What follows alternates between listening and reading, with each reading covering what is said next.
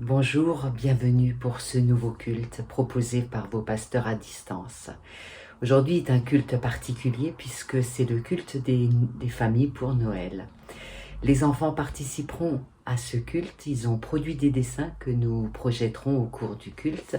Les monitrices vont aussi raconter un conte. Oui, je vous annonce une bonne nouvelle qui sera une grande joie pour tout votre peuple. Aujourd'hui, dans la ville de David, un sauveur est né pour vous. C'est le Christ, le Seigneur. Réjouissons-nous, car Dieu n'est pas inconnu, indifférent au monde qu'il a créé. Sa parole est un homme de Palestine venu il y a 2000 ans. Je vous propose de chanter pour ouvrir ce culte « Aube nouvelle ».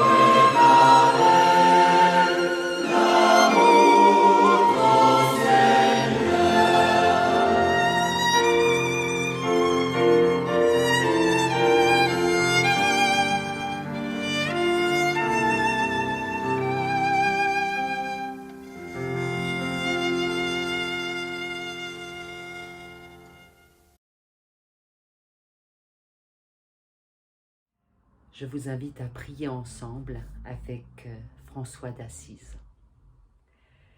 Seigneur, dans le silence de ce jour naissant, je viens te demander la paix, la sagesse, la force de regarder aujourd'hui le monde avec des yeux remplis d'amour, être patient, compréhensif, doux et sage, pour voir au-delà des apparences tes enfants comme tu les vois toi-même, et ainsi ne voir en chacun d'eux que le bien.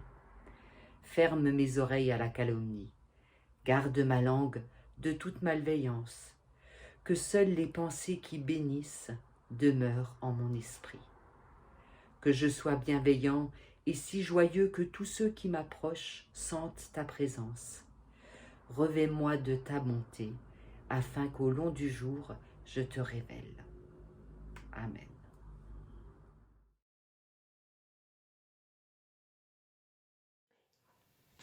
L'ange Gabriel se pose doucement sur la maison de Joseph, comme une touffe de duvet, et il écoute. Dans son atelier de charpentier, Joseph s'acharne à grands coups de marteau contre une planche de bois. L'odeur du bois martyrisé monte aux narines de l'ange. Gabriel sait bien que Joseph souffre davantage que la planche sur laquelle il frappe. « Marie, pourquoi m'as-tu fait cela ?» C'est le cri de l'amoureux trompé. Gabriel se laisse glisser dans la boutique et s'assoit sur un tabouret. « Joseph, si ta femme est enceinte… » Mais à quoi bon ? Joseph n'écoute pas. Cœur déchiré n'a pas d'oreille. Gabriel laisse s'écouler du temps et la pénombre envahir la boutique. Le charpentier capitule enfin. Il fracasse son poing crispé dans sa paume ouverte. « Marie, pourquoi m'as-tu fait cela ?» Il sort, Joseph, fait le tour du village et marche aujourd'hui et marche demain. C'est en marchant qu'on fait son chemin. L'ange l'accompagne et lui parle. Mais à quoi bon ? Joseph n'écoute pas.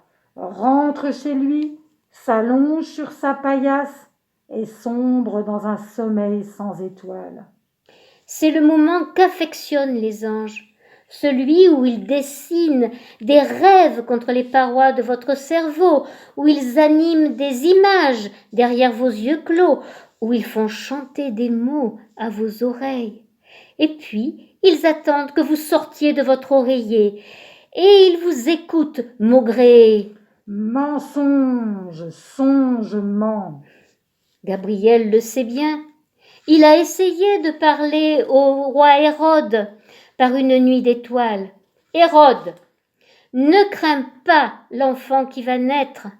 Ce sera un roi, mais un roi de paix. Hérode, accueille-le. Il te sauvera, il sauvera ton peuple. Mais non, mensonge, songe, ment. Hérode n'a pas écouté. Ventre affamé de pouvoir n'a pas d'oreille. Joseph ne dit rien, lui. Il se lève, se lave, s'habille de neuf, mange un bout de fromage, prend son baluchon et son âne et part. Chemin faisant, l'ange le suit et allège les pas du charpentier et son cœur.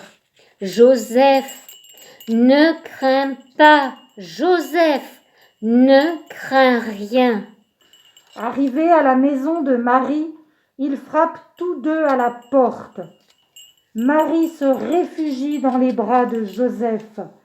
Ils se racontent des histoires d'anges. Marie assure qu'un ange est apparu.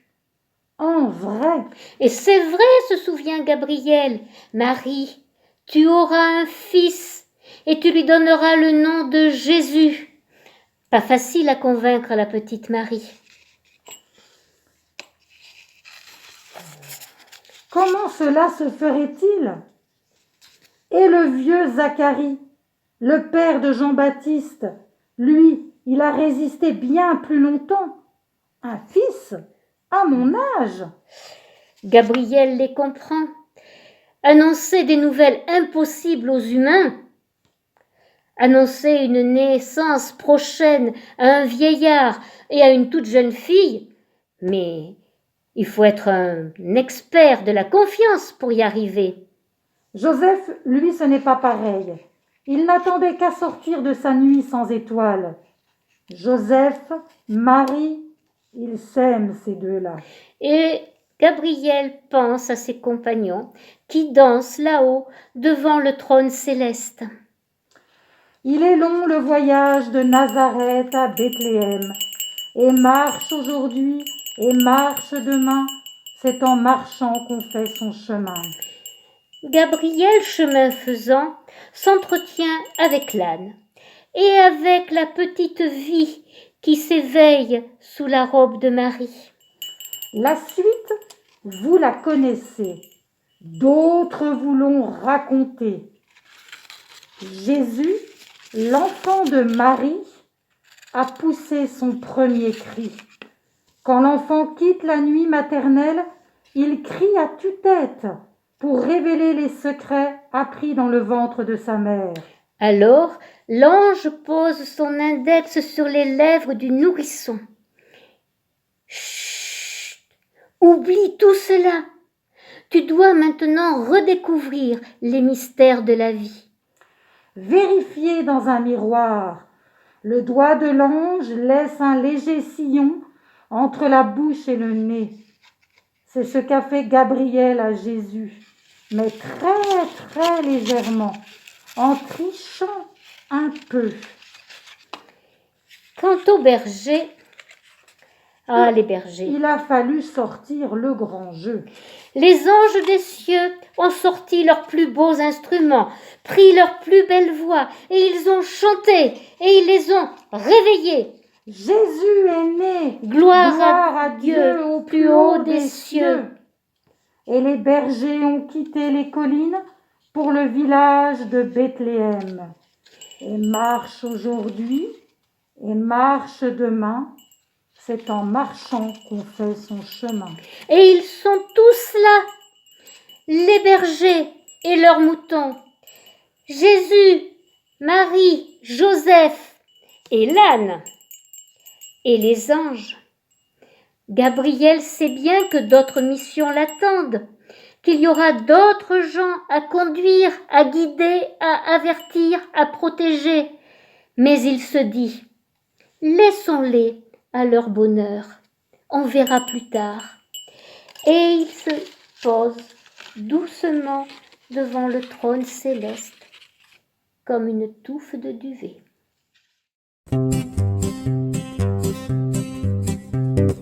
Dieu est venu dans ma vie à Noël, comme un petit tout petit à Noël.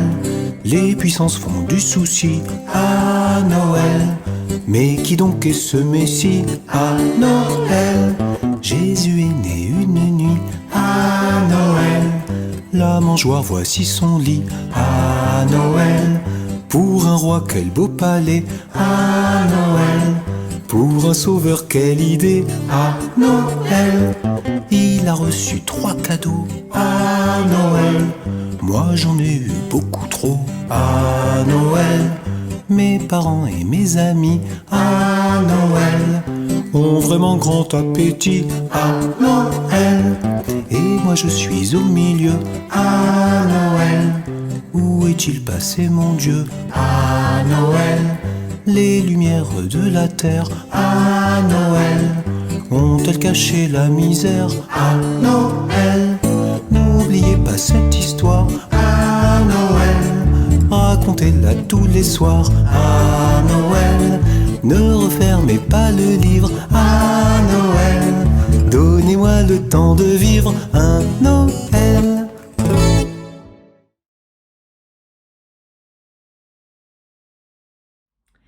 Je voudrais lire aujourd'hui dans l'Évangile selon Matthieu une parabole. Les enfants de l'école biblique et de l'éveil à la foi ont déjà travaillé cette parabole, c'est leur thème de l'année d'ailleurs. Alors écoutons ce petit passage. Jésus enseigne beaucoup de choses aux gens en utilisant des comparaisons. Il leur dit, le semeur va au champ pour semer. Pendant qu'il sème, une partie des graines tombe au bord du chemin. Les oiseaux viennent et ils mangent tout. Une partie des graines tombe dans les pierres, là où il n'y a pas beaucoup de terre. Elles poussent tout de suite parce que la terre n'est pas profonde. Mais quand le soleil est très chaud, il brûle les petites plantes et elles sèchent parce qu'elles n'ont pas de racines. Une autre partie des graines tombe au milieu des plantes épineuses. Ces plantes poussent et les étouffent. Une autre partie des graines tombe dans la bonne terre et produit des épis.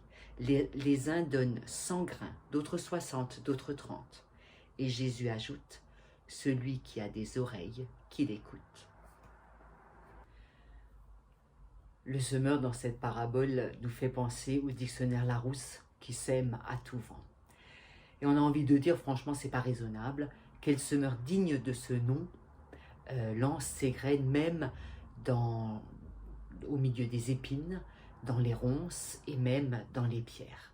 C'est pas comme ça qu'on nous a appris, nous, à semer. C'est pas comme ça qu'on fait nos plantations. C'est parfaitement déraisonnable. Ça ne sert à rien. On sait bien que ça ne produira rien de mettre des grains au milieu des pierres. Nous calculons. Alors que le semeur, dans cette parabole, est parfaitement déraisonnable. Il ne calcule pas. Il ne préjuge pas.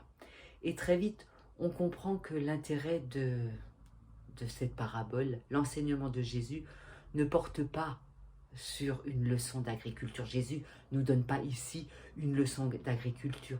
Il nous invite à réfléchir à la manière dont on sème, ce qu'on produit et la manière dont on partage autour de soi. Le semeur dans cette parabole, c'est le premier enseignement qui nous est donné, consiste en fait à nous présenter Dieu. Le premier enseignement, c'est d'abord nous dire qui est Dieu. Et Dieu dans cette parabole, c'est celui qui sème sans compter. C'est celui qui ne préjuge pas et qui n'attend pas une rentabilité, qui ne sème pas dans l'idée de se dire qu'est-ce que ça va donner. Est-ce que ça va donner seulement? Le semeur, ici, nous apprend la parabole, Dieu agit par grâce. Et nous avons ici une définition très précise de la grâce. Il offre le nécessaire, sans se soucier de la rentabilité, sans limite, sans se soucier des frontières, et sans même se préoccuper de l'usage qui va être fait ou non de ce qu'il offre. C'est ça la grâce. Et ça nous est rappelé dans cette parabole. Dieu agit pour nous, pour toute l'humanité, selon cette grâce-là. Un geste qui ne connaît aucune frontière, qui n'est pas conditionné par ce que nous en ferons ou non. Si Jésus avait calculé, si Jésus avait pensé aux conséquences, au retour, à la rentabilité, il ne serait pas devenu le Christ. Les évangiles nous rapportent aussi ces échecs. Ils nous disent aussi que quelquefois, beaucoup de fois, les paroles qu'il a prononcées, les gestes qu'il a fait, les rencontres qu'il a eues, n'ont pas été suivies de fait. Tout le monde n'est pas devenu le disciple du Christ. Et pourtant, il l'a fait. Ça n'a pas toujours marché, mais il a mené cette mission quand même. Alors cette parabole, qui n'est pas une leçon d'agriculture, nous interroge sur la manière dont nous nous comportons, la manière dont nous semons. Comment savoir par avance ce que nos gestes ou nos paroles vont produire? Chez nos enfants, chez nos proches, ou auprès des personnes que nous rencontrons ici ou là de manière furtive. Nous ne savons pas si ce que nous faisons, ce que nous disons va produire quelque chose ou si ça restera stérile. Comment savoir par exemple chez nos enfants ce qui sera un terrain favorable, les domaines dans lesquels ils s'épanouiront? Comment savoir par avance les domaines dans lesquels ils trébucheront et où ils caleront sans cesse? Comment savoir si la parole que je prononce celle que je donne à quelqu'un? Comment savoir si cette parole va lui permettre de se relever, de reprendre courage, de sortir d'une mauvaise passe? Cette parabole, je crois, est d'abord une invitation à la reconnaissance et à la lucidité. Elle nous invite d'abord à reconnaître dans nos vies les traces de la grâce, ces paroles qui nous ont été dites, ces gestes qui ont été faits à notre bénéfice, qui nous ont permis de repartir, de nous relever, de ressusciter.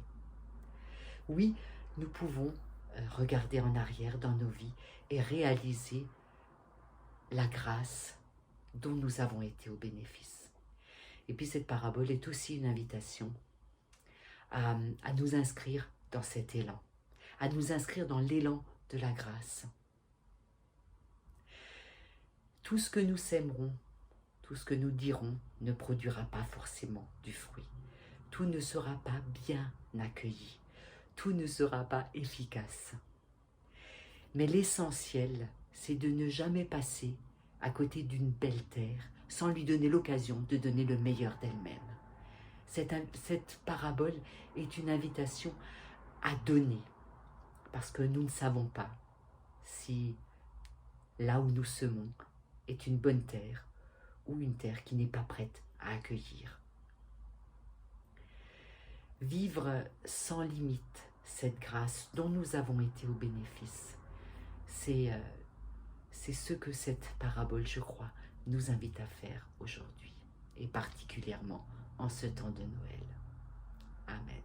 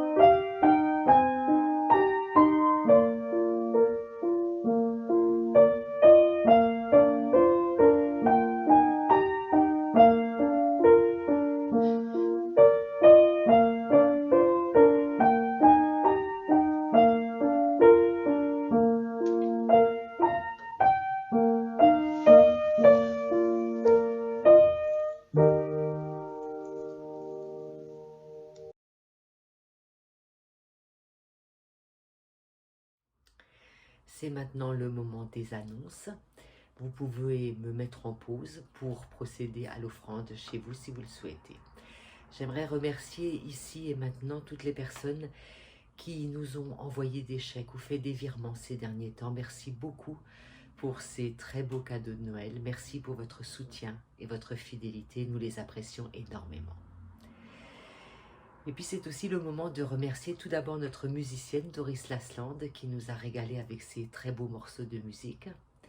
Merci aussi aux monitrices, à Véronique et à Viviane pour ce beau conte, pour leur participation. Et merci à tous les enfants que je vais nommer. Merci à Elliot, Capucine, Louise, Juliette. Merci à une autre Louise, une autre Capucine, à Enora, à Soraya, à Fidi et à Andy. Et puis un grand merci pour finir à Eric Pape qui a fabriqué, qui a monté ce culte fait de petits bouts éparses. Je vous propose maintenant de chanter ensemble aujourd'hui le Roi des cieux.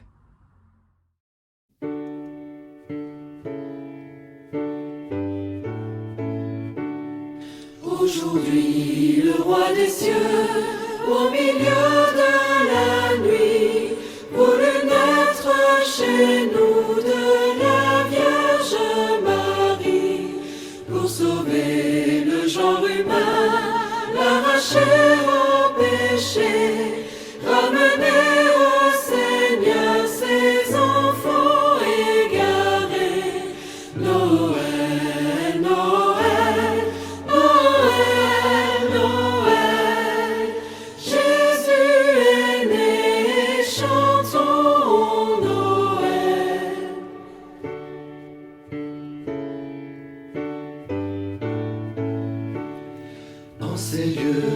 durant la nuit demeuraient des bergers qui gardaient leurs troupeaux dans les champs de Judée.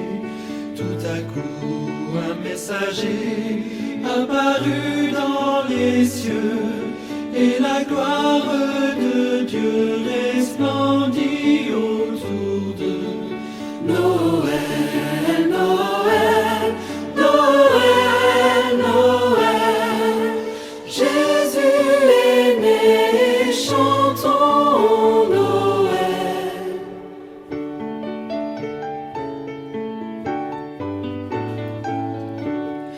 L'ange dit, ne craignez pas, soyez tous dans la joie.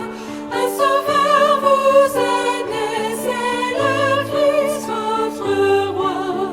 Près d'ici vous trouverez un enfant nouveau-né, dans l'étable couché d'un ange emmailloté. Noël, Noël, Noël, Noël, Jésus est né, chantons Noël.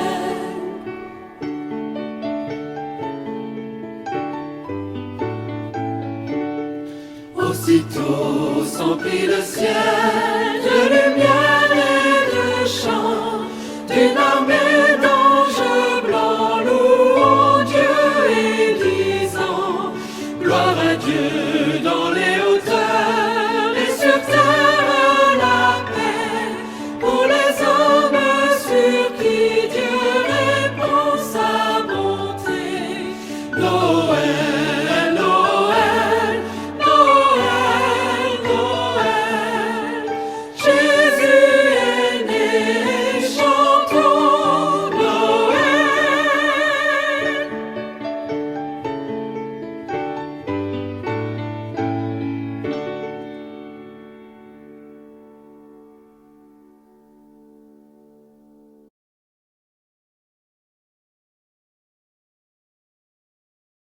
Je vous invite à la prière. Nous allons prier les uns pour les autres, surtout pour les enfants du monde. Pour tous les enfants de par le monde, afin qu'ils trouvent l'amour d'un père et d'une mère pour les accueillir, nous te prions, Seigneur. Pour les enfants qui souffrent de la méchanceté humaine, qui sont blessés ou tués par la haine ou la négligence, afin qu'ils trouvent la paix et la joie auprès de toi, notre Père, nous te prions. Pour les enfants qui naissent infirmes, avec un corps difforme ou une intelligence diminuée, afin qu'ils trouvent la beauté du cœur auprès de toi, notre Dieu, nous te prions. Pour les enfants qui ne sont ni désirés ni aimés, afin qu'ils sachent que toi, notre Dieu, leur Père, les aime, comme personne ne peut les aimer sur la terre. Nous te prions, Seigneur. Pour les enfants qui sont heureux, afin qu'ils apprennent à te louer pour leur bonheur. Dieu notre Père, que ton amour veille sur tous les enfants du monde, qu'il les fasse grandir en grâce et en sagesse. Et nous-mêmes, qui sommes tes enfants, garde-nous un esprit sans cesse renouvelé, afin que nous vivions ton royaume. Ensemble, nous te disons, notre Père qui es aux cieux, que ton nom soit sanctifié, que ton règne vienne, que ta volonté soit faite sur la terre comme au ciel. Donne-nous aujourd'hui notre pain de ce jour. Pardonne-nous nos offenses, comme nous pardonnons nous aussi à ceux qui nous ont offensés. Ne nous laisse pas entrer en tentation, mais délivre-nous du mal. Car c'est à toi qu'appartiennent le règne, la puissance et la gloire pour les siècles des siècles. Amen. Quelques paroles d'exhortation pour éclairer notre route en ce temps d'avant, dans l'attente de l'accueil du Sauveur du monde, Jésus-Christ. Empêche par une caresse d'amour les fleurs de se faner. Sème avec audace, sans voir le blé lever. Ne désespère pas de tes compagnons. Étonne-toi de ce qui t'est donné. Choisis ce qui fait vivre plutôt que ce qui fait souffrir.